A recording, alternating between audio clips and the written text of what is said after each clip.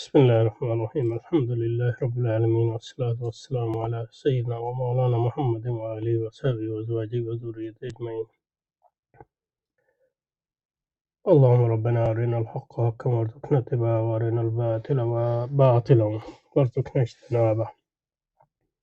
اللهم أرنا حقائق الأشياء كما هي ربنا زدنا علما وعملا وإخلاصا يا رب العالمين.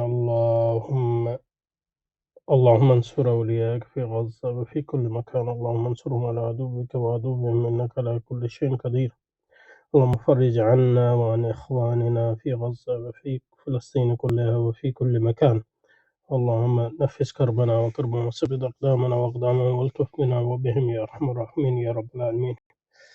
وصل وسلم على سيدنا ومولانا وشفينا وحبيبنا طبيب قلوبنا محمد وآله وصحبه وأزواجه وذريته أجمعين برحمتك يا أرحم الراحمين.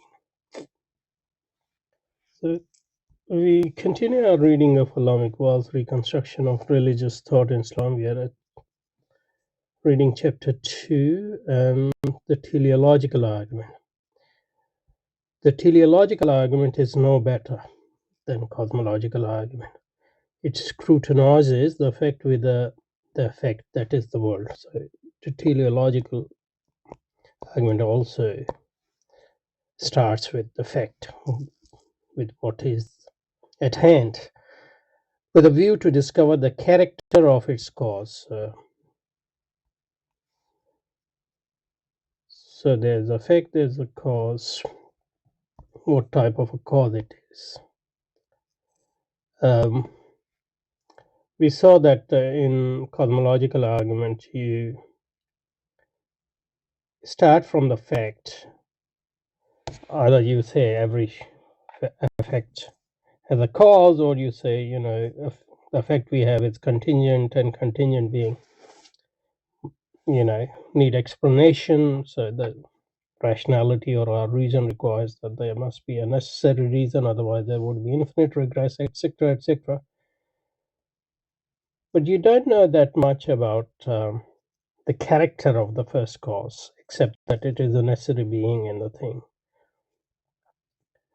So in that sense, cosmological argument is different from ontological argument, which starts with the conception of God and then argues for its existence.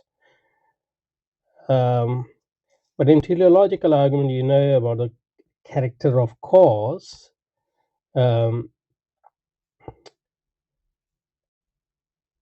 A bit more. Let's talk a bit about it. So in cosmological argument, you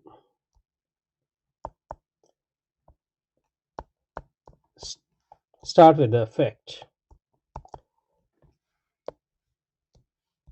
and there are many ways, but there are two typical categories of cosmological argument. One is which cause and effects. So for example, in Aristotle you have movement,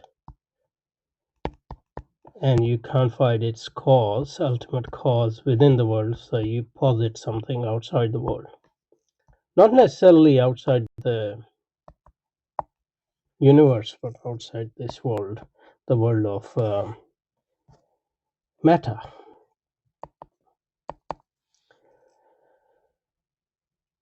Or you go from, effect is all contingent, rationally speaking it can be otherwise, so it can't be its own explanation, so we need ultimate explanation that is dictated by reason, because otherwise there would be infinite regress, and that's not very rational. So you posit something which is called necessary being, which can't be otherwise, so then it won't require its reason or further reason, and would be reason for everything else. But so you do know about the character of the ultimate cause a bit, that it's a self-cause cause. It's a sufficient cause. It doesn't need any cause. It's a necessary being. But apart from these abstract things, And in Aristotle, for example, that implies that it's pure rationality. There's no matter, because that would require further cause. Apart from that, you don't know much about the character of that ultimate cause. And this is in contrast to ontological argument, which we will come to, where you start with a conception of God. And from there, you argue that such a conception must exist. So you have a full-blown. Now, teleological argument, we can say, is in between, in the sense that it does start with affect. So in that, it is like cosmological argument, but it has more. It says that affect is intelligent design. So you need an intelligent designer. So a rational being which design everything else. So you have some. I mean, that you get with Aristotle as well. But there you can actually, in Aristotle's argument or cosmological argument, you can restrict yourself with a pure rationality, but in a minimalist conception where it doesn't necessarily have to have pure rationality beyond that. But here, there's a rationality in it. It's an intelligent designer in a sense, which has designed this world. So the world is so harmonious. So it's a design world, designed for a purposeful world. So it needs somebody who is, a designer, intelligence. So it's a more fuller conception of, or at least a bit more than cosmological argument of an ultimate being, which is presupposed by teleological argument. So that's what he's saying here. From the traces of foresight, purpose, adaptation in nature. So you see purpose in nature as if it is a purposeful universe. There seems foresight, there seems adaptation in nature. From it, there it infers the existence of a self-conscious being.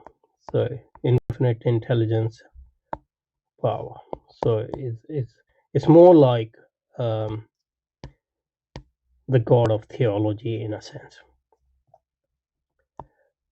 Allama Iqbal says that thus it gives us a skillful external contriver working on a pre-existing dead and intractable material, the element of which are by their own nature incapable of orderly structure and combination. So that's why you presuppose such a being. The argument gives us a contriver only and not a creator. That's true. Because in fact, Greeks and much of non-Judaic, non-Abrahamic Western philosophy doesn't have a conception of creator. So Greeks don't have a conception of creator ex nihilo. Aristotle's God is not a creator. That's why so-called Muslim philosophers who followed Aristotle, they had a big problem because how they can square the God of Aristotle with the Islamic God, for example. So Ibn Rushd and Ibn Sina and Farabi, I don't even know whether he was Muslim, but I don't actually know. I'm not saying he wasn't Muslim.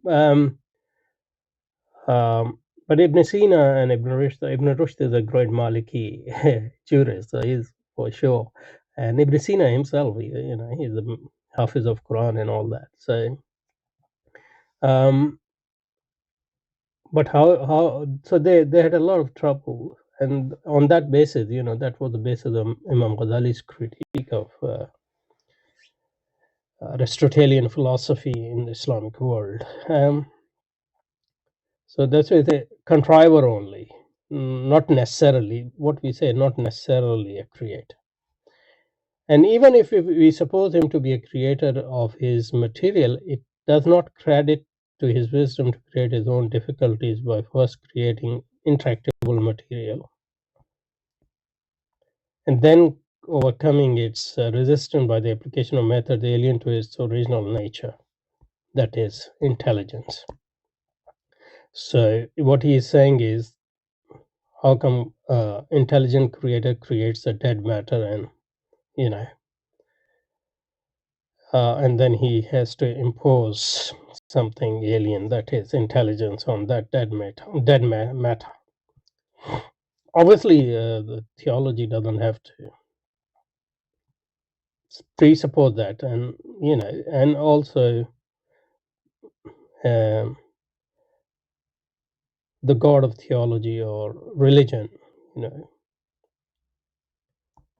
is a creator in absolute sense. يَفْعَلُ مَا يَشَاءُ. So you can't question his wisdom, because your insight into his creation is very, very limited. Anyway, so the designer argument, the design regarding external to his material must always remain limited by his material. That's again Hegelian. How long we have gone? Okay, so this is again